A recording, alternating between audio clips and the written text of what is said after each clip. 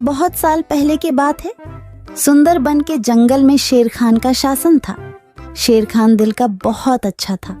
शेर खान हमेशा जंगल के जानवरों का ख्याल रखता था। एक सियार शेर खान का वफादार मंत्री था। वह जंगल में घूमता और सारे समाचार लाकर शेर खान को देता रहता था। एक दिन सियार शेर खान के पास आया और कहा,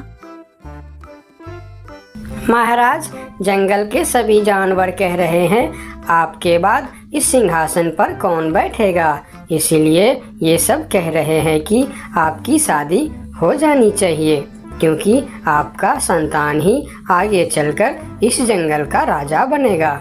हाँ, जंगल की जानवर सही कह रहे हैं। मेरा संतान ही आगे चलकर इस जंगल का राजा बनेगा।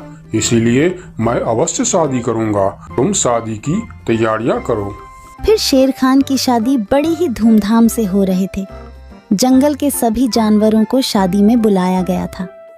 सिर्फ एक छोटे से चूहे को छोड़कर शादी में बहुत सारा खाने पीने का इंतजाम किया गया था। सभी जानवर पेट भर खाना खाया। इधर चूहा को निमंत्रण ना मिलने के कारण वह बहुत गुस्से में था। ये शेर तो बड़ा ही घमंडी निकला। उसने मुझे शादी में ना बुलाकर मेरा अपमान किया है। मैं इसका बदला अवश्य लूंगा। इस बात को लेकर चूहा बहुत ही नाराज था। वह मन ही मन सोचने लगा कि इसका बदला कैसे लिया जाए। कुछ देर सोचने के बाद वह एक योजना बनाता है। मैं भी शादी करूंगा। हाँ, मैं भी शादी करूंगा। बड़ी धूमधाम से शादी करूंगा और शादी में उस शेर को छोड़ के सभी को आमंत्रित करूंगा। हाँ, यही ठीक रहेगा। फिर चूहे ने शादी करने का फैसला कर लिया और वह अपने लिए एक दुल्हन ढूंढने निकल पड़ा। थोड़ी दूर जाने के बाद उसे एक दुल्हन दिखाई पड़ा। फिर चूहे ने उसके पास जाकर कहा, शादी तो मैं कर लूं, लेकिन इसके साथ से तो मैं बिल्कुल नहीं शादी करूंगा।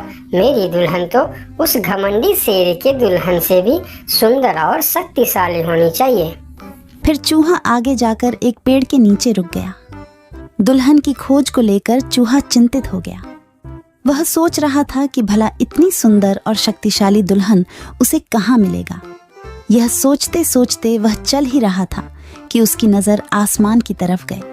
उसने देखा कि सूर्य भगवान आसमान में चमक रहे हैं। तभी उसके दिमाग के बत्ती जली।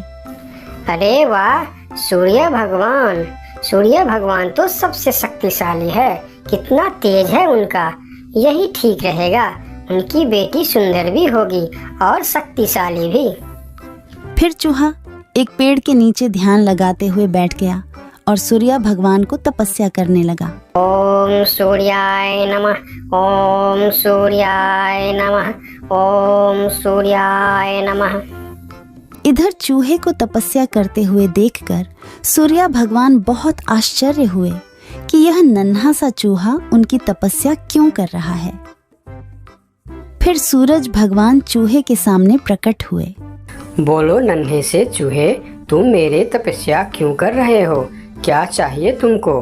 तुम जो मांगोगे मैं तुम्हें वह सब दूंगा।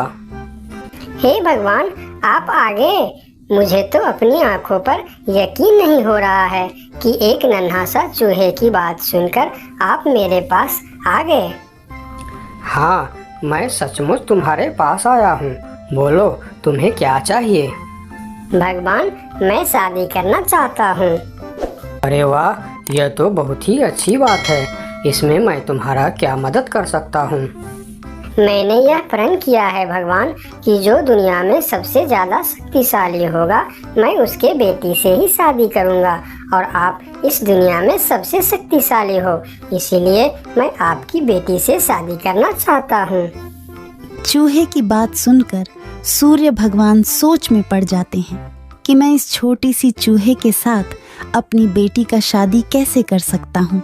और फिर उन्होंने मन ही मन सोचने लगे, यह चूहा तो बिल्कुल पागल लग रहा है। इससे भला मैं अपनी बेटी की शादी कैसे करवा सकता हूँ? कुछ भी करके मुझे इससे छुटकारा पाना ही होगा, मगर कैसे? मुझे जल्दी कुछ करना पड़ेगा। तभी उनके मन में एक ख्याल आया और उन्होंने चूहे से कहा, अरे यह तो बहुत ही अच्छी बात है। कि तुम मेरी बेटी से शादी करना चाहते हो। मुझे अपनी बेटी के लिए तुमसे अच्छा वर और कहाँ मिलेगा। सूर्य भगवान का बात सुनकर चूहा मन ही मन बहुत खुश हो गया और उसके मन में लड्डू फूटने लगे।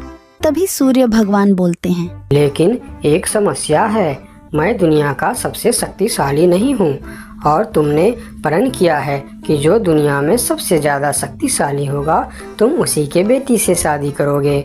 अगर तुमने मेरी बेटी से शादी की तो तुम्हारा प्रण टूट जाएगा। हे भगवान, ये आप क्या बोल रहे हो? आपसे भी शक्तिशाली? आपसे शक्तिशाली भला इस दुनिया में और कौन हो सकता है? मुझसे शक्तिशाली तो वह बादल है जो अपने परछाई से मुझे भी ढक देता है। यह सुनकर चूहा आसमान की तरफ बादल को देखने लगा और बोला, अगर बादल आपसे भी ज्यादा शक्तिशाली है तो मैं फिर उसकी बेटी से ही शादी करूंगी। आप उसे नीचे बुलाइए। फिर सूर्य भगवान ने बादल को नीचे बुलाया और बादल उनकी बात मानकर धीरे धीरे नीचे आया। बादल जी, मैं आपकी बेटी से शादी करना चाहता हूँ क्योंकि आप दुनिया के सबसे शक्तिशाली हो। मैं अपने आप को बहुत बड़ा भाग्यमानी समझूंगा अगर आपकी विवाह मेरी बेटी से हुई, लेकिन मैं दुनिया का सबसे शक्तिशाली नहीं हूँ। मुझसे शक्तिशाली तो हवा है जो हमें भी उड़ाकर दूर चला जाता है। अच्छा, तो यह बात है। ठीक है, फिर मैं हवा की बेटी से ही शादी करना चाहता हूँ। आप हवा को बुलाइए। फिर बादल ने हवा को बुलाया और हवा धीरे धीरे करके नीचे आया। फिर चूहा ने अपनी विवाह का प्रस्ताव हवा को बताया। फिर हवा मुस्कुराते हुए बोली, मुझे बहुत अच्छा लगेगा अगर मेरी बेटी की विवाह आपके साथ होता है, लेकिन मैं दुनिया का सबसे शक्तिशाली नहीं हूँ। मुझसे शक्तिशाली तो पर्वत है जो हमारे हवा के झोंकों को भी रोक देता है। आप उनकी बेटी से ही शादी कीजिए। फिर पर्वत को भी बुलाया जाता है और चूहे ने पर्वत के सामने भी अपना प्रस्ताव रखता है। पर्वत जी, आप दुनिया का सबसे शक्तिशाली है और मैं आपकी बेटी से शादी करना चाहता हूँ। क्या आपको कोई ऐतराज है? मुझे भला क्या ऐतराज हो सकता है? आप मेरी बेटी से विवाह करना चाहते हैं, यह बहुत ही अच्छी बात है, लेकिन मैं भी दुनिया का सबसे शक्तिशाली नहीं हूँ। ये आप क्या कह रहे हैं? मैं यकीन नहीं कर सकता कि आपसे शक्तिशाली भी दुनिया में और कोई होगा। हाँ है, मेरे शिखर पर एक मोटा सा चूहा रहता है। वह मुझे रोज कुतर कुतर के वहाँ एक बड़ा सा सुरंग बना लिया है और उसमें अपने बच्चों और परिवार के साथ रहता है। वह मुझसे भी शक्तिशाली है। आप उसी के बेटी से क्यों नहीं शादी कर लेते? अगर ऐसी बात है तो फिर आप मुझे ले चलो उसके पास। मैं उसके बेटी से ही शादी करना चाहता हूँ। फिर सब मिलकर उस मोटे चूहे के पास जाता है और उसके पास उस नन्हा सा चूहा का शादी का प्रस्ताव रखता है। फिर जब नन्हा चूहा उस मोटे चूहा की बेटी को देखते हैं तो वह उसे बहुत पसंद आता है और फिर उन दोनों का शादी बहुत ही धूमधाम से होता है। नन्हे चूहे ने जंगल की सारे जानवरों को निमंत्रण दिया, लेकिन शेर से बदला लेने के लिए उसने उनको निमंत्रण नहीं भेजा। जब शेर खान को इस बात की खबर होती है तो शेर खान बहुत ही गुस्सा हो जाता है और अगले दिन सियार को उस चूहे के पास भेजता है और बोलता है, उस चूहे को कल मेरी दरबार में हाजिर करो। अगले दिन सियार उस चूहे को बुलाने के लिए उसके घर पर जाता है। अरे चूहा भाई, तुमको शेर खान ने याद किया है, जल्दी चलो। चूहा सियार के साथ शेर खान के दरबार में जाता है। उसे देखते ही शेर खान चिल्लाकर बोलते हैं, क्यों रे चूहे, तुम्हारी इतनी बड़ी दुस्साहस? तुमने अपनी शादी में जंगल की सभी पक्षी और जानवरों को निमंत्रण दिया और तुमने मुझे बुलाना सही नहीं समझा। मैं इस जंगल का राजा हूँ और सबसे शक्तिशाली भी। अगर मैं चाहूँ तो तुमको एक झटके में खत्म कर सकता हूँ। मुझे माफ कर दीजिए महाराज, जब आपने अपनी शादी में पूरे जंगल को निमंत्रण दी और मुझे नहीं दी तब मुझे भी ऐसे ही दुख हुआ था। यही एहसास दिलाने के लिए मैंने आपको निमंत्रण नहीं दिया। मुझे माफ कर दीजिए। क्यों रे सियार, तूने ऐसा क्यों किया? मैंने तो तुमको बोल दिया था कि जंगल के कोई भी पशु पक्षी छूटनी नहीं चाहिए। फिर तुमने इस चूहे को निमंत्रण क्यों नहीं दिया? मुझे माफ़ कर दीजिए महाराज, गलती हो गई। मैंने सोचा यह छोटा सा जीव, इसको क्या निमंत्रण देने का, इसलिए मैंने इसे छोड़ दिया था। मुझे आप माफ़ कर दीजिए। ठीक है, अगले बार से ध्यान रखना। मेरे लिए जंगल का हर जीव एक जैसा है।